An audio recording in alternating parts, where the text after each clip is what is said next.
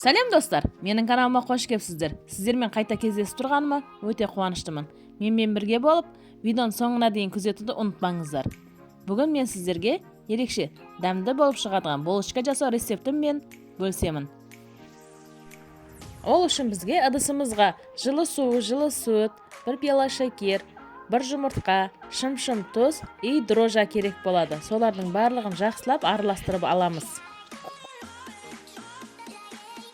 Достар, қанша граммнан қосқандарының барлығын описанияға жазып кетем, сол жерден көріп алсаңыздар болады. Ал массамыздың үстіне ұн салып, жұмсақ қамыр қаруды бастаймыз.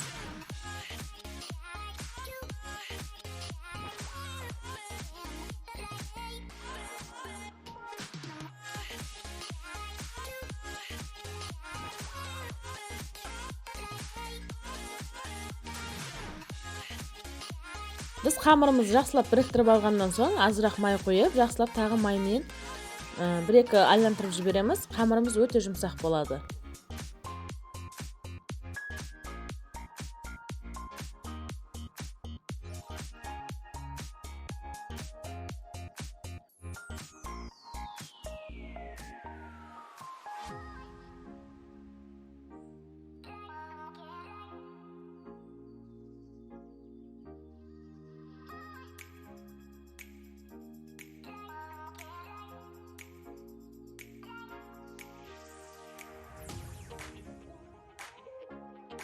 Қамырымыз дайын болды. Енді оны 1 сағат көлемінде ашытуға жібереміз.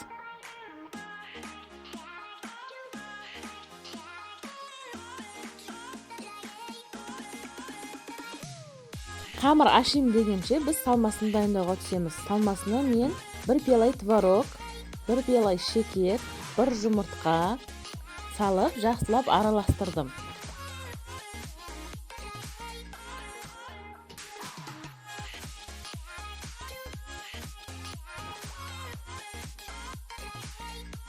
Салмамызды жақсылап араластырып, іртіктері кеткенше араластыруды ұмытпаңыздар. Іртіктері кетіп, салмамыз 1 келкі масса болғанша араластырамыз.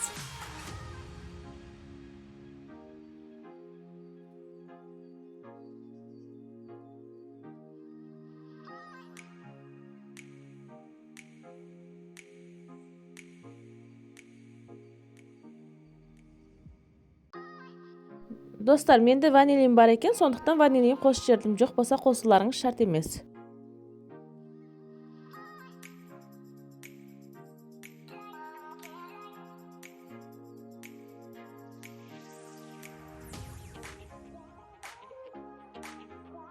Біздің қамырымыз ашып дайын тұрған екен. Енді оны қолымыздың көмегімен зуалаларға бөліп, думалақ шарикшелер жасаймыз.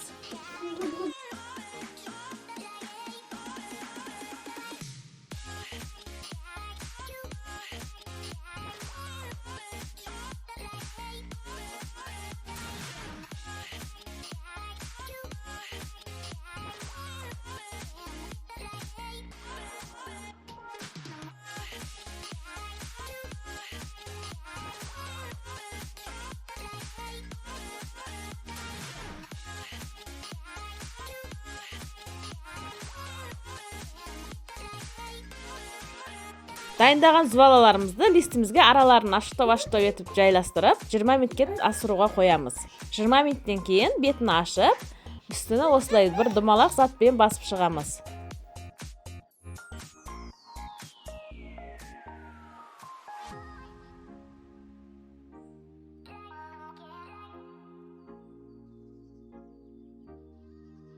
Ал енді бұл булочкаларымыздың ортасына дайындап алған салмамызды салып, толтырып шығамыз.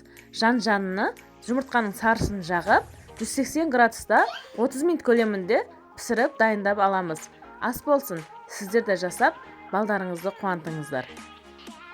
Міне біздің жұп-жұмсақ үлпілдек булочкаларымыз дайын.